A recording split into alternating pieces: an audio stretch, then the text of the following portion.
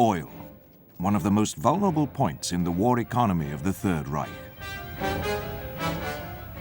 If Hitler's oil reserves could be destroyed, the war would be shortened by many months.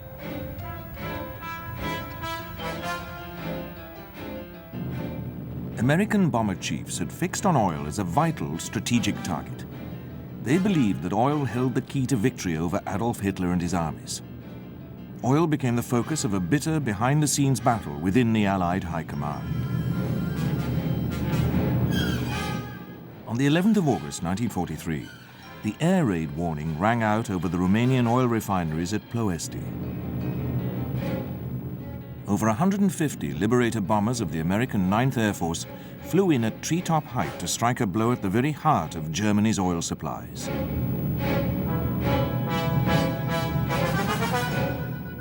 Planned in secret, this was one of the epic air raids of the war. The men who flew it were convinced that it would drive a dagger into the heart of Nazi Germany. The Ploiești raid highlighted a deep divide in Allied bombing policy.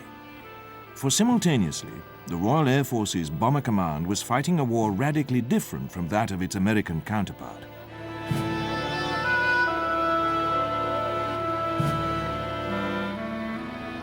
Its commander, Air Chief Marshal Sir Arthur Harris, refused to recognize that there were any key weaknesses in the German war economy.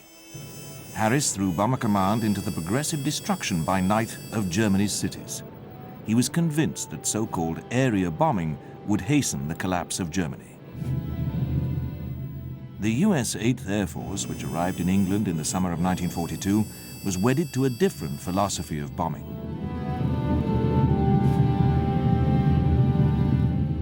Its commanders believed that their strategic bombers, more heavily armed than those of the RAF and flying in formation to provide mutual fire support, could penetrate to specific industrial targets deep inside Germany. Flying by day and using the revolutionary Norden bombsight, the American commanders boasted that their air crews could drop their bombs into a pickle barrel. But when operations were mounted against targets in Germany, their confidence was to be tested almost to the point of destruction. The path to the oil targets lay over the heavily defended skies of occupied Europe. For the Americans, the price of oil proved to be high.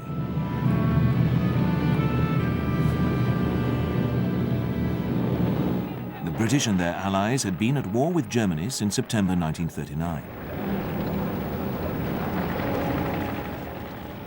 From the outset, Adolf Hitler's strategy in Poland in 1939 and France in 1940 had been based on the concept of blitzkrieg, or lightning war. But Germany had a major underlying weakness. She had no oil resources of her own, only a small but rapidly growing synthetic oil industry. The bulk of Germany's oil came from Romania, Hungary, and the Soviet Union. Hitler needed quick victories, and at first they came. Poland was overrun in 5 weeks. The Low Countries and France succumbed in just under 6. The French were humbled, and the swastika was raised over the Eiffel Tower.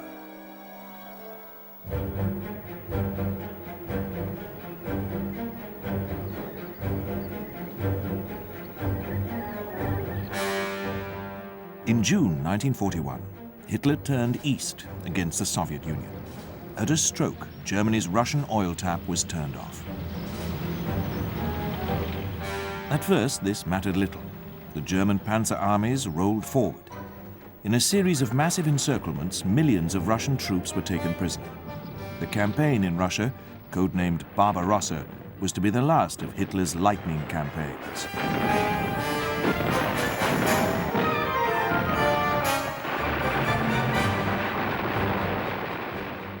It seemed that even in the vast expanses of Russia, the Wehrmacht had conquered the tyrannies of time and distance. By December 1941, Germany dominated Western Europe and the Balkans and stood at the gates of Moscow.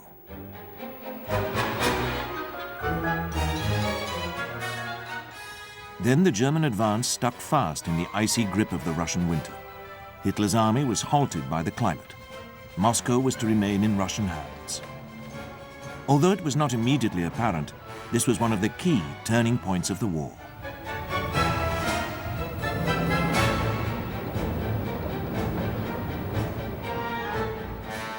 As the Lightning War became a lengthy war, Hitler was forced to refocus his economic and military strategy.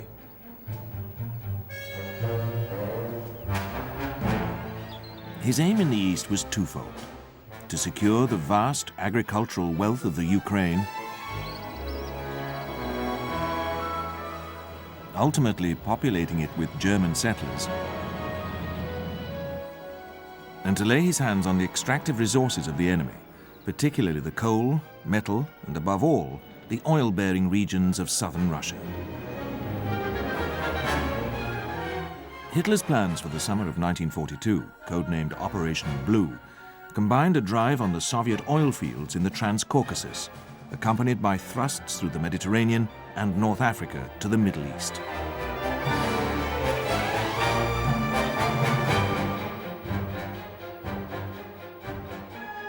In the event, Hitler had to scale down his plans. These now envisaged an advance on Stalingrad and a drive on the oil fields in the Transcaucasus. Operation Blue opened with sweeping victories on the Russian steppe.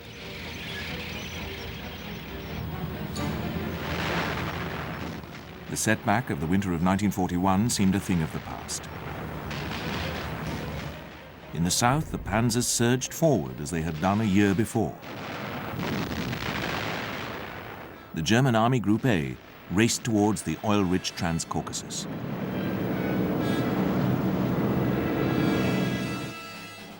On the 21st of August, Adolf Hitler was brought news that Bavarian mountain troops had raised the swastika flag on the peak of Mount Elbrus, the highest point in the Caucasus. But Hitler wanted more tank advances, not feats of mountaineering. The mountain troops could not break through to the oil fields which lay beyond. By now, the German army had overreached itself. On the banks of the river Volga, General Friedrich Paulus's Sixth Army had been drawn into a battle around the straggling industrial city of Stalingrad.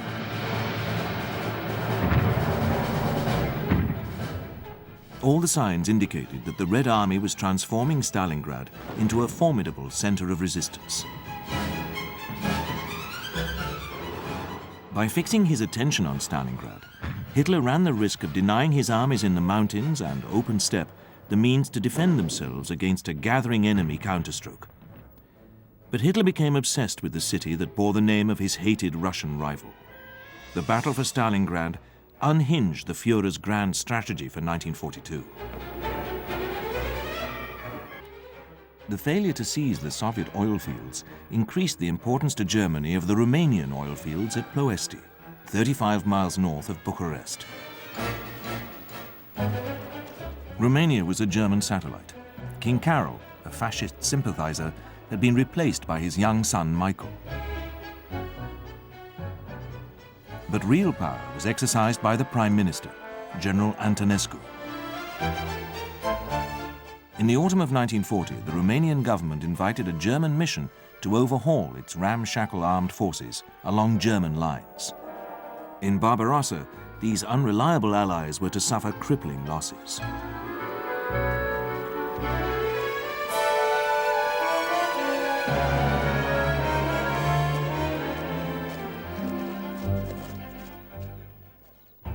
German aircraft were also deployed in Romania.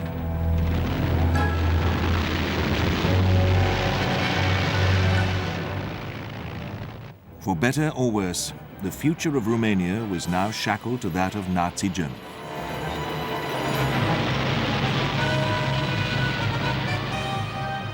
But for Hitler, Romania's most important asset was its oil. Soon, the Ploesti oil fields were accounting for no less than 60% of Germany's oil imports. After the invasion of the Soviet Union, much of the remainder was made up by Germany's synthetic oil program.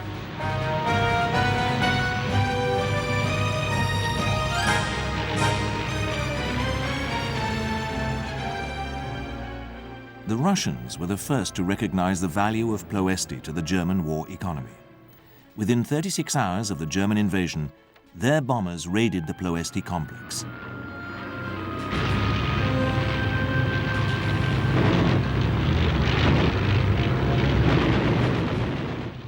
But the rapid German advance quickly placed Ploesti beyond the range of Russian aircraft.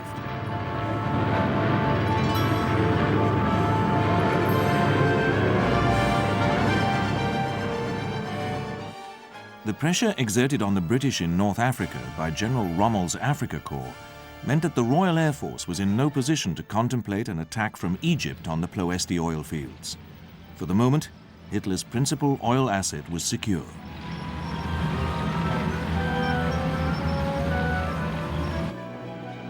However, in June 1942, 12 American B-24 Liberator bombers flew from Egypt to attack Ploesti. The Liberators caused little damage. But the attack encouraged the Germans to beef up the air defenses covering the Ploesti oil fields. For the next year, oil production at Ploesti continued undisturbed.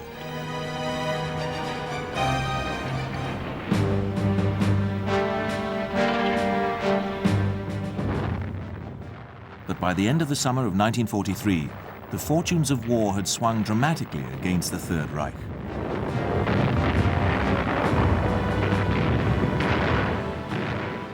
Paulus's Sixth Army had been cut off at Stalingrad. The entire Stalingrad front had become a tomb for 300,000 Germans and nearly 500,000 of their allies. The Germans in Stalingrad surrendered at the end of January 1943. The battle for the city had lasted 6 months. It took another 6 months before the Eastern Front boiled up into another major battle. At the beginning of July, there was a massive tank battle in the Kursk salient. Kursk rang the death knell of Blitzkrieg. This time, the Red Army did not crumble at the first impact. The German armor was fought to a standstill in a massively prepared killing ground. It was the turning point on the Eastern Front.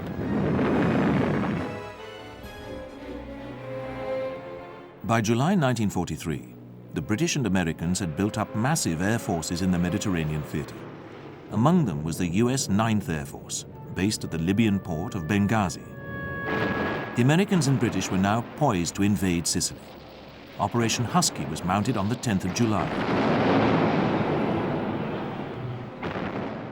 The invasion of Sicily dealt a knockout blow to Hitler's doomed offensive at Kursk. It was wound down, and the German army went over to the defensive on the Eastern Front. General Louis Brereton, commanding 9th Air Force, had for some time been considering an attack on Ploesti, believing that its destruction would radically affect Germany's ability to wage war. I'm confident that we will be ready and that we have the strength and the determination to strike the final knockout blow. At the time, the priority for the Allied bombers was supporting the operations on Sicily and preparing the way for the invasion of the Italian mainland.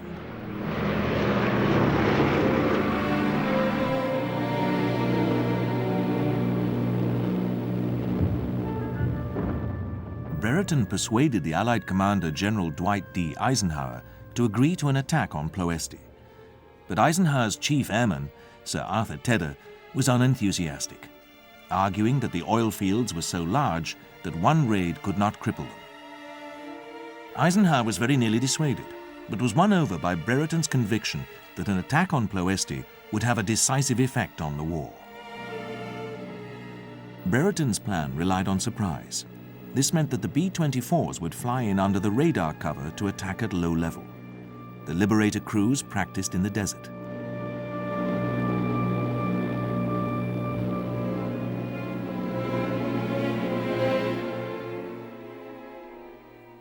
Their flight path would take the bombers across the Mediterranean, over the island of Corfu, and then up over the Balkans to the target.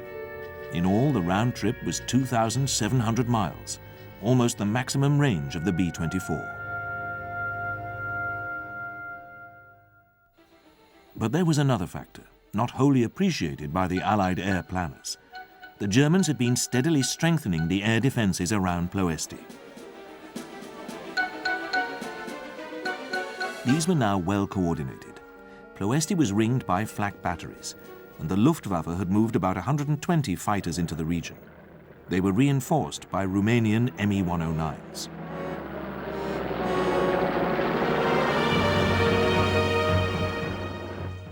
When the crews of the 178 B-24s flying against Ploesti received their final briefing, they were not told of these developments.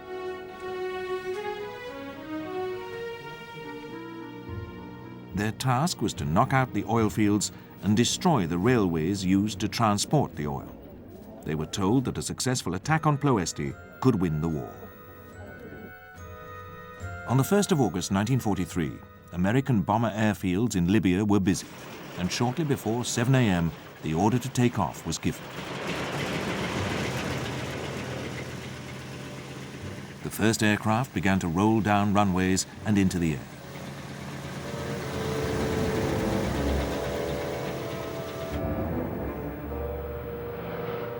From the moment that they did, things began to go wrong.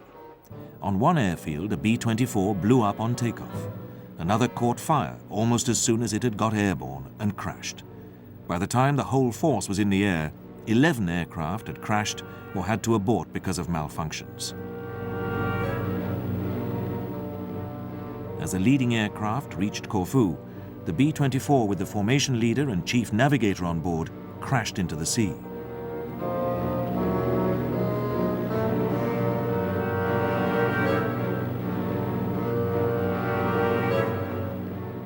Once they were over the Balkans, the bombers ran into heavy cloud. Not only did this shake out their formations, but it also increased navigational problems and played havoc with the carefully laid down attack timings. Confusion grew by the minute as the aircraft dropped down to the deck as they approached the target.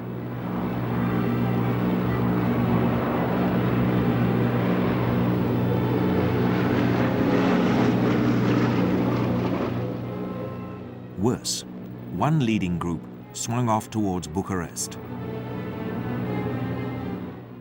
Radio silence, crucial to achieve surprise, had to be broken. This is it. We missed our target run. We're not here. Not here. This is it. We missed our target run. We're not on target. Two targets of opportunity. Two targets of opportunity. You're on your own. You're on your own. Traffic circuit. Follow us in. This alerted the German gunners well before the main bomber force reached the target.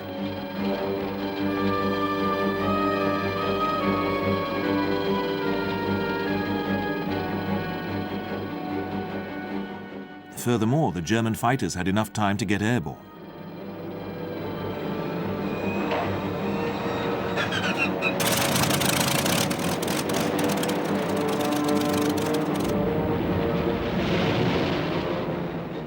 The B-24s now began their final approach to the target, flying at almost treetop height.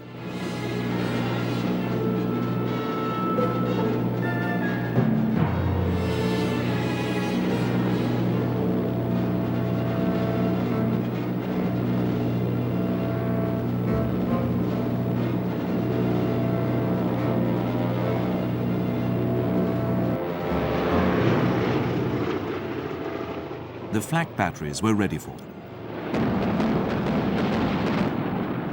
But the crews of the leading bomber waves pressed on towards their targets and dropped their bombs.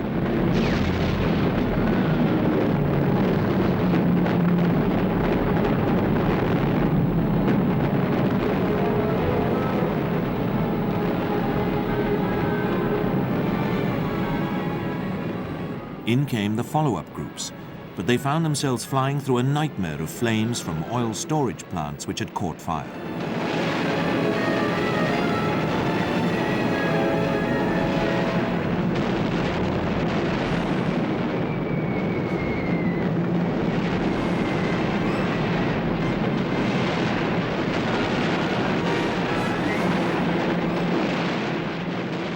Now the bombers turned for home. But all the time, the German guns had been hacking aircraft out of the sky.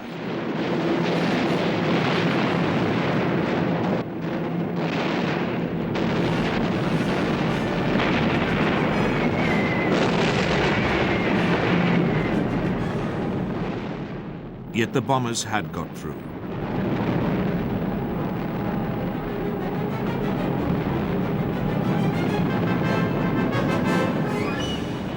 By now, the oil fields were covered in a dense pall of smoke.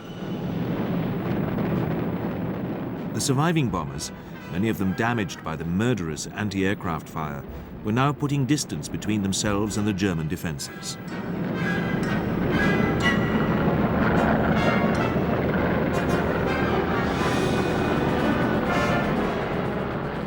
But the Germans had yet to unleash their fighters.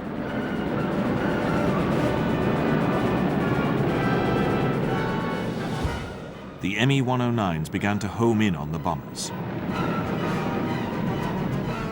An intense air battle erupted.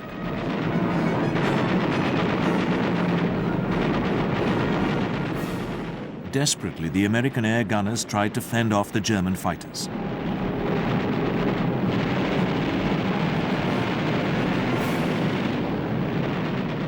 But the German pilots pressed home their attacks, sending bomber after bomber spinning out of the sky.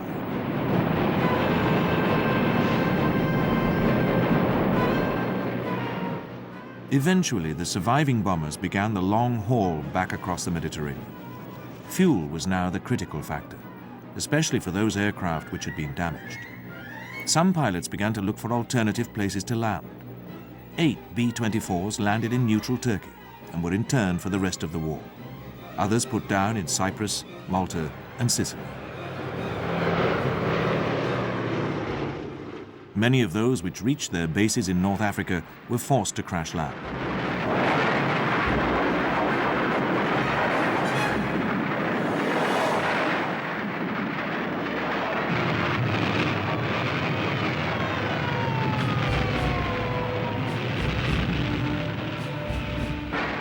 These crashes were not only caused by battle damage. Pilot exhaustion and stress also played their part.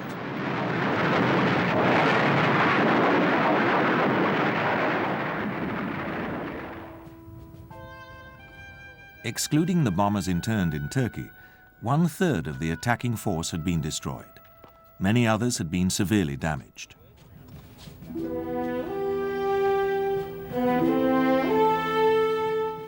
Nearly 500 aircrew had been killed or wounded, some of the latter grievously. Others had been taken prisoner.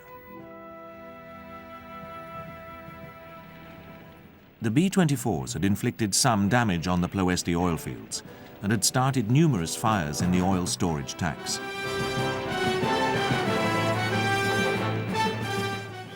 But the oil fields had been operating at only 60% capacity at the time of the raid. Thus, it was comparatively easy to make good the shortfall. Even as the fires were still being brought under control, production at Ploesti hardly faltered. The bitter truth was that the attack had failed. Tedder now prohibited Brereton from mounting any more strikes against Ploesti. He ordered him instead to concentrate his attention on Italy, which the Allies were about to invade. The conflagration at Ploesti could be seen as the funeral pyre of the first American attempt to strangle Hitler's oil supplies.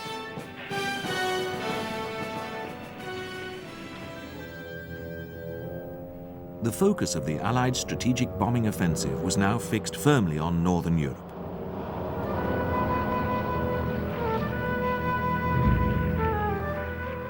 It was moving inexorably towards a climax, but not without bitter disagreement between the American and British bombing chiefs.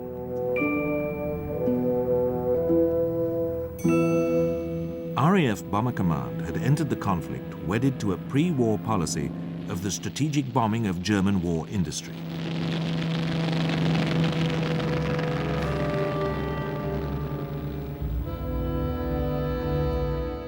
But it was a policy that its bombers could not fulfill.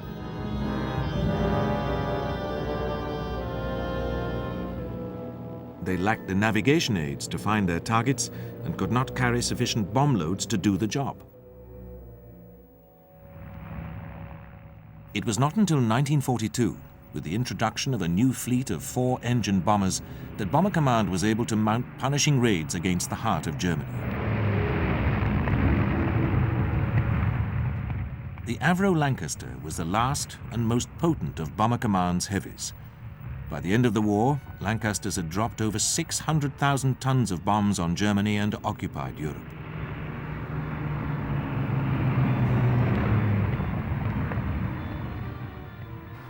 The business of bombing became increasingly sophisticated, and the weapons used ever more formidable.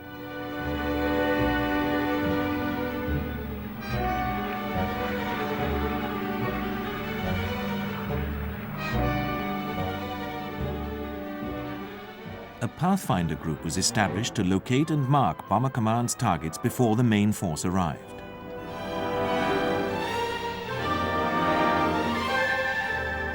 Big raids were invariably accompanied by a system of feints and spoof attacks, mounted to confuse the enemy's air defenses.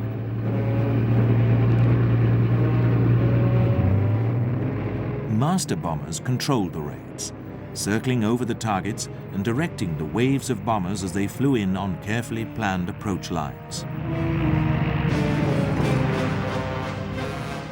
And as the bombing offensive gathered pace, the bombers were crammed with an array of electronic devices to aid navigation and disrupt the radars on which the enemy's air defenses depended.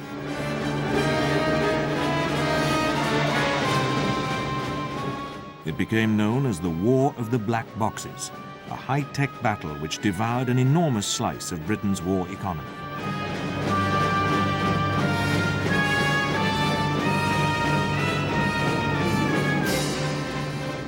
On numerous occasions throughout the war, Bomber Command demonstrated its ability to strike at high-value pinpoint targets whose destruction would exert a strategic effect on the German war economy.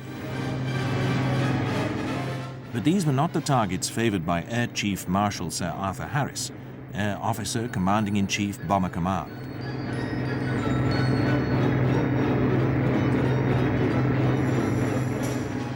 Harris never abandoned the belief that the systematic destruction of Germany's cities would, by itself, bring an end to the war.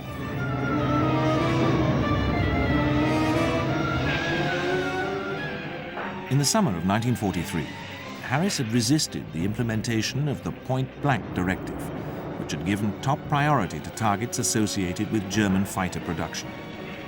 The destruction of Germany's industrial cities remained Harris's top priority. For all its growing operational sophistication, Bomber Command was used by Harris as a blunt instrument to destroy Germany's cities and the morale of its civilian workforce.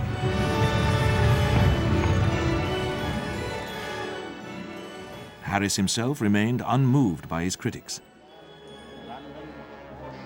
He mounted a forceful argument that he was paying the Germans back in kind for the damage inflicted in the Blitz of 1940-41. They sowed the wind, and now they are going to reap the whirlwind. There are a lot of people who say that bombing can never win a war. Well, my answer to that is that it has never been tried yet, and we shall see. Germany, clinging more and more desperately to her widespread conquests and even seeking foolishly for more, will make a most interesting initial experiment. Harris's conviction that the war could be won by bombing alone was put to the test in the Battle of Berlin. Between November 1943 and March 1944, Bomber Command mounted 16 heavy raids against Berlin and 19 attacks on other major German cities. It was the last great drive to win the war by area bombing.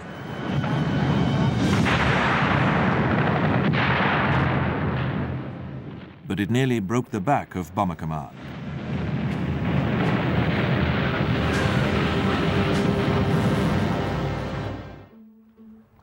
By the time Harris was forced to admit defeat in the Battle of Berlin, Allied attention was switching to the invasion of Normandy, Operation Overlord. Harris and his counterparts in US 8th Air Force were obliged to place their strategic bombing forces under the control of the Allied Supreme Commander, General Eisenhower, to support the invasion.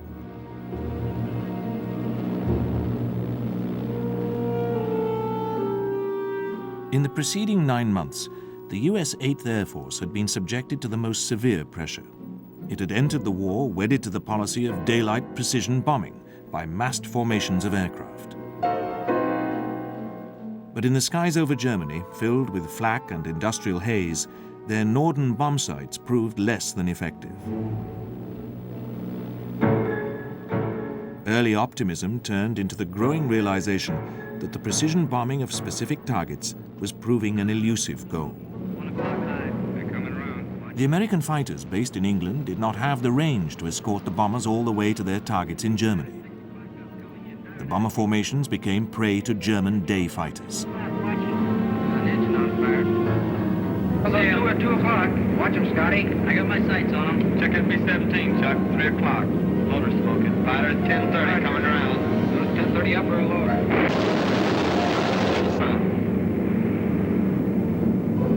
B-17 out of control at 3 o'clock.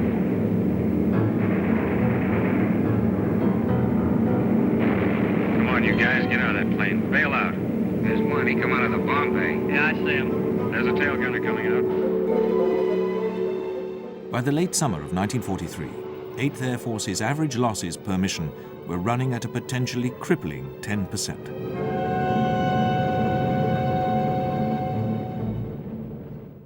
The Americans were learning the hard way that without the disabling of the enemy's air defenses, pinpoint campaigns against specific industrial targets could not be sustained.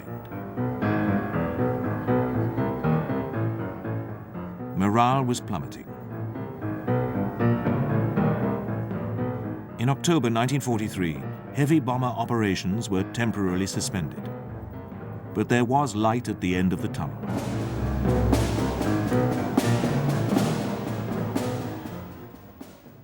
The beginning of 1944 saw the introduction in numbers of the powerful P-51D Mustang escort fighter. The Mustang had the range not only to escort the bombers to and from their targets in Germany, but also to mount fighting patrols whose role was to seek out and destroy enemy day fighters.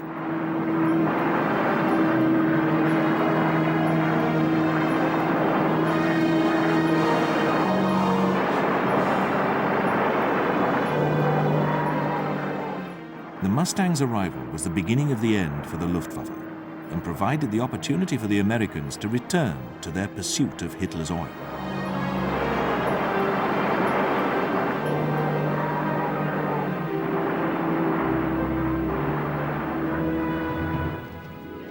Simultaneously, the commander of the U.S. Strategic Air Forces in Europe, General Karl Spaatz, launched a limited offensive against German oil production, claiming that this was an integral part of his first strategic priority, the neutralizing of the enemy's air force.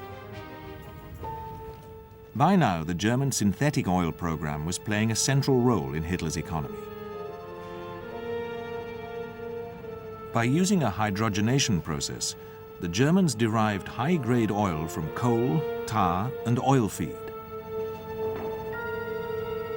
By the end of 1942, some 35 heavily protected plants were producing 4 million tons of oil, a quarter of Germany's overall requirement. But even this resource was under threat. For the relentless advance of the Red Army began to threaten the synthetic oil plants scattered in Eastern Europe. But the bulk of the hydrogenation plants were within Germany itself. They lay within the range of American bombers flying from Russia, Italy, and Britain. On the 12th of May 1944, Spaatz launched nearly 900 bombers against the synthetic oil plants clustered around Leipzig and the fighter repair depot at Zwickau.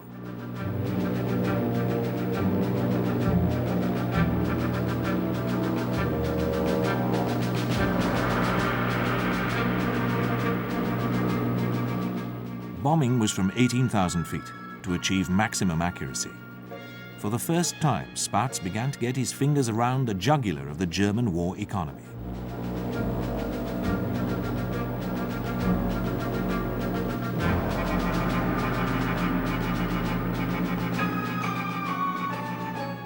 In July and August 1944, Spaatz was able to devote only 16% of his bombing effort to the oil plants, but the results were significant. German petroleum availability fell by nearly half, from a March figure of 930,000 tons to 477,000 tons in June. During the same period, the Luftwaffe's supplies of aviation fuel fell by over 2/3, from 180,000 tons to 50,000 tons.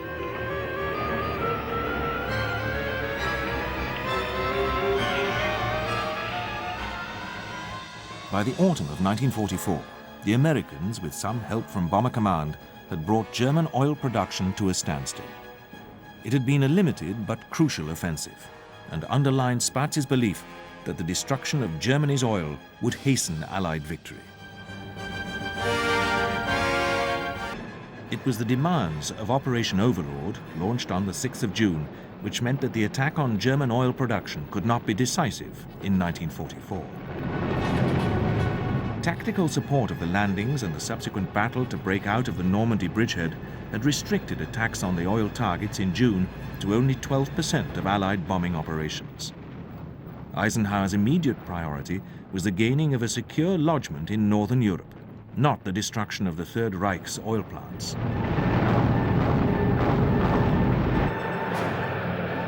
Nevertheless, 2 months before D-Day, the US 15th Air Force, based in Italy, had resumed the attack on Ploesti. This time, the bombers concentrated on the railway system which sustained the oil fields. A second raid on the 28th of May knocked out half of Ploesti's capacity.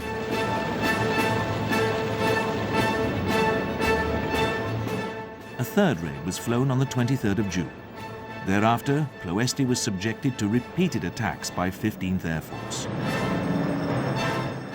Hitler grew increasingly concerned over the damage inflicted on his principal source of oil. He declared, "If we lose the oil fields, we can no longer win the war." The American bombers continued to pound Ploesti by day, while Bomber Command mounted attacks by night.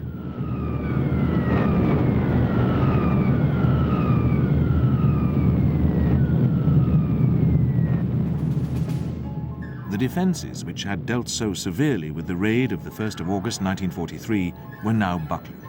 Ploesti's days were numbered.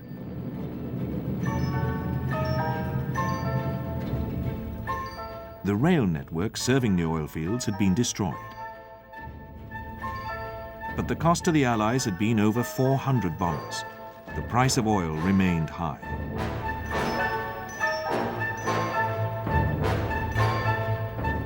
Ploesti now came under a new threat.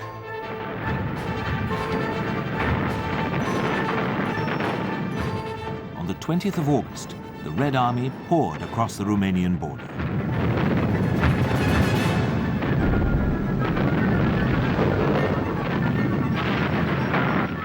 Soon it was driving on Bucharest.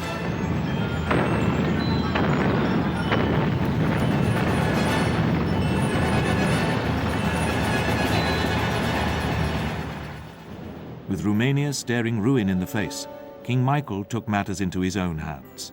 He had Marshal Antonescu arrested and ordered his armed forces to cease hostilities.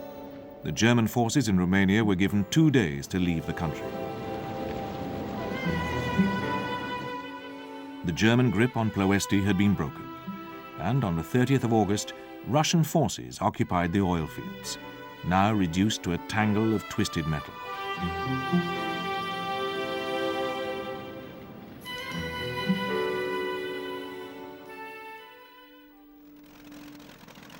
In Germany, the dual attacks on Hitler's oil began to bite. The Luftwaffe had the aircraft, but was now hit by rapidly dwindling reserves of fuel and a shrinking pool of trained pilots. After the onset of winter weather, which hampered Allied bombing operations, the German production of synthetic oil began to creep upwards again. By December 1944, there was just enough oil for Hitler to launch an offensive in the Ardennes. Hitler's commander-in-chief in the West, Field Marshal von Rundstedt, told the Führer that the offensive would eat up 5 times the standard rate of petrol. But when the Ardennes offensive was launched on the 16th of December 1944, only 1.5 times the standard scale was available. Worse still, von Rundstedt commented, much of the petrol was kept too far back, in large truck columns on the east bank of the Rhine. the initial success of the Ardennes offensive could not be sustained. The Germans counted on seizing the fuel dumps in the Allied rear. They took thousands of American prisoners in the opening days of the offensive.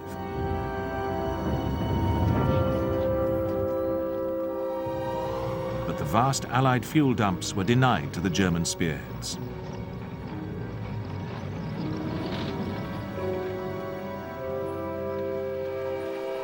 Captured troops were no substitute for the vital oil.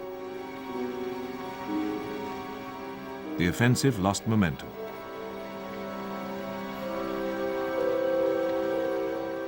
The tanks ran out of fuel.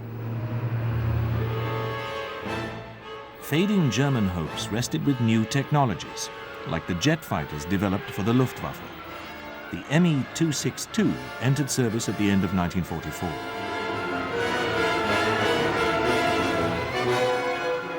In March 1945, the former head of the Luftwaffe's fighter arm, Lieutenant General Adolf Galland, was recalled to head an ace-packed jet fighter unit, Jagdverband 44. Had it been introduced a year earlier, the Me-262 might have played havoc with Allied aircraft.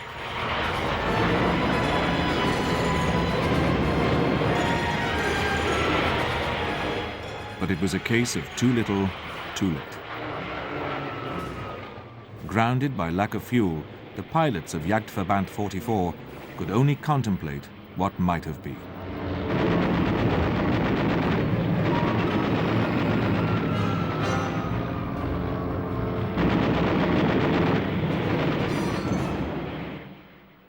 As the German war economy disintegrated under the remorseless pressure to which it was subjected in the closing months of the war, it became difficult to isolate the factors which had proved decisive. But the progressive destruction of Germany's oil resources had undoubtedly underwritten the Allied victory.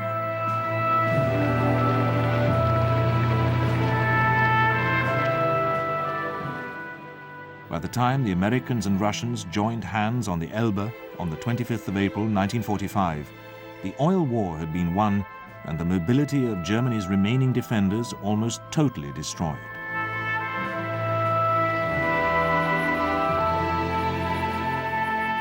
The question remains, if the Allies had thrown all their resources into denying the enemy the one commodity without which it could not fight, could the war have been shortened by months and many thousands of lives saved?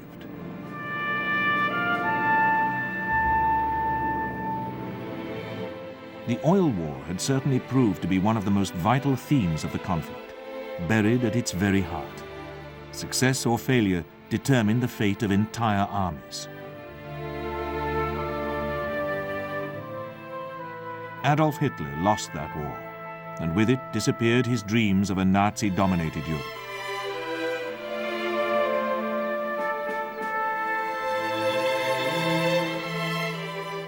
Without oil, the efforts of Germany's soldiers and scientists were cast to the winds.